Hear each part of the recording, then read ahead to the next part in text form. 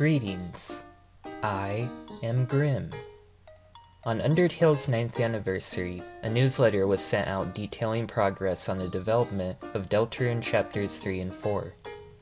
This newsletter included other things like goofy gags, concept art, and even unused music. What's really of note here in regards to this video, however, is what can be found at the end of this newsletter.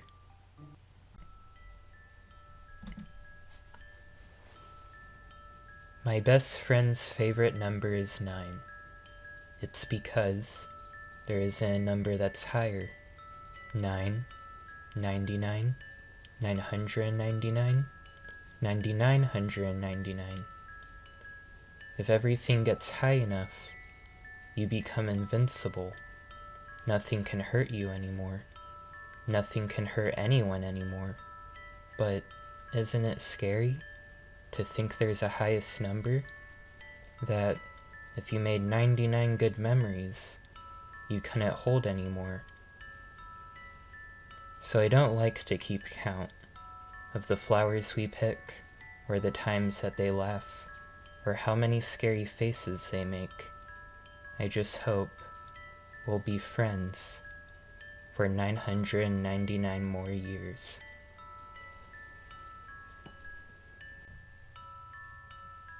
This letter is likely written by Azriel. From it, we learn that Chara's favorite number is 9. 9 seems to represent the maximum, the absolute. By reaching the number 9, by gaining enough power, you become untouchable, insurmountable, invincible. With enough power, no one can hurt you anymore. With enough power, no one can hurt the people you care about. That's why Chara's favorite number is 9. Azriel, however, doesn't seem to share the sentiment. He is frightened by the idea of an absolute, because if you get to 9, if you reach one final ending, then you won't be able to make any more good memories. Ultimately, Azriel didn't want to go along with Chara's plan. He never actually wanted to hurt anyone, but Chara's obsession with power drove them to go through with it, and Azriel just couldn't say no to his best friend. The two siblings had made their final memories. And that's the new Chara lore in a nutshell. It feels a tad bit random, but I guess it gives Chara doing so much damage that they fill the screen with 9s a bit more meaning. So it just fleshes out the genocide ending a bit more, I guess. Neat. Or that's what I thought, anyway. You see, I was watching Jaru, a really good Undertale/Deltarune content creator who I highly recommend checking out, read through the 9th anniversary newsletter. When he read Azriel's letter, however, he said something interesting that I never really thought about. It also makes sense for this to be Azriel, given Flowey's behavior and the true pacifist ground, with them wanting to just keep things the same way, keep things looping, keep resetting the timeline. They don't want to run out of good memories. They don't want things to end. They don't want things to reach a limit. This is a very cute and sad and interesting letter. I'm not sure if it reveals anything new. And this is an Undertale-style dialogue box.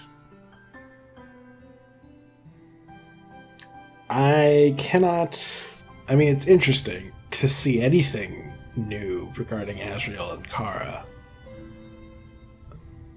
But as far as lore is concerned,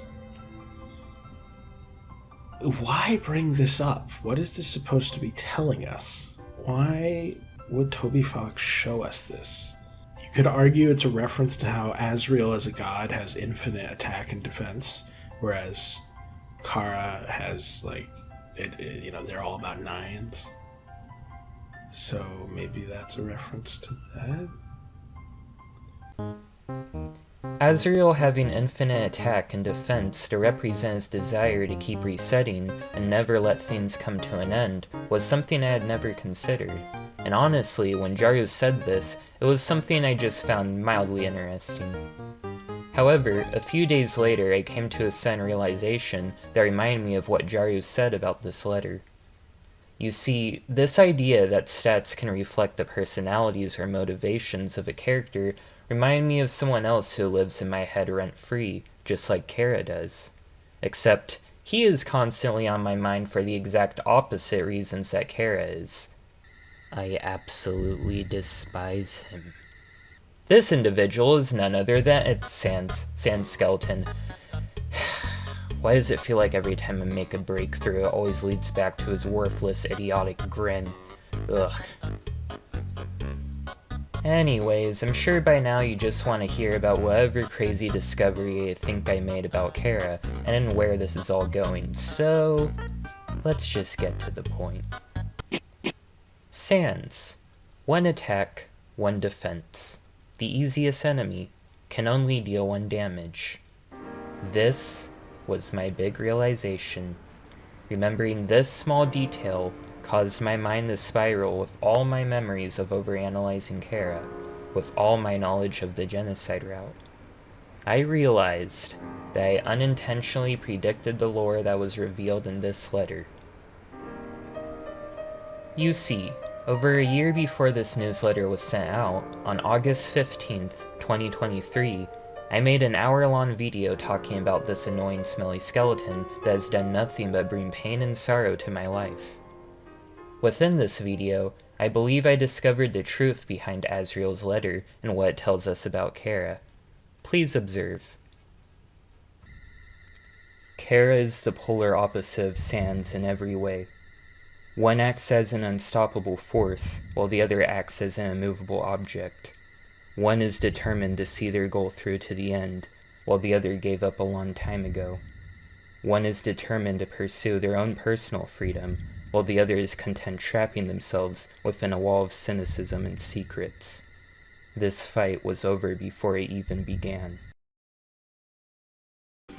Opposites. They are opposites. Chara and Sans are opposites. 9 and 1 are opposites.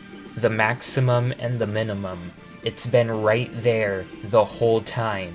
I was just thinking about their personalities, but Toby Fox showed us the truth right there in Sans' stats.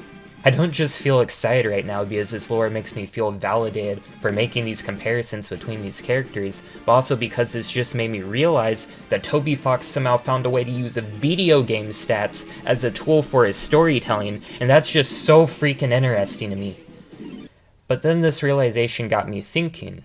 There's another character I briefly suggested had a connection to Chara, and this one actually comes from a video even older than my Sans video. I mean, it was basically my first legitimate attempt at a video essay, and it was all about my thoughts on Chara. I present to you, from January 1st, 2023, an excerpt of Chara, Undertale's Usurper.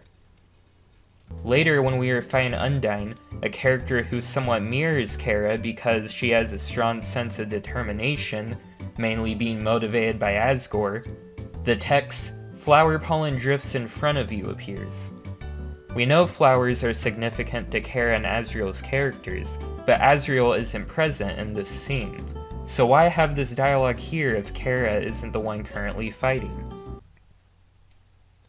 Now once I remembered this, I immediately thought back to the newsletter to try and remember if any possible connections were made between Undyne and the number 9. However, all that seemed to be revealed about Undyne is that she specifically doesn't like numbers, only offering the spare 1 and 0 for Alfie's sake. I felt disappointed for a moment that this train of thought had seemingly led me to a dead end, but then I remembered. How did I even get to this point? The stats. What are Undyne's stats? No. What are Undyne the Undyne stats? Undyne the Undyne. 99 attack, 99 defense. Heroine reformed by her own determination to save Earth. I cannot describe how this realization made me feel.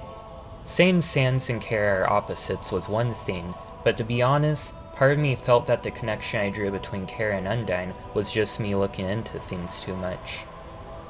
This, however, felt like undeniable proof that the connection is completely intentional.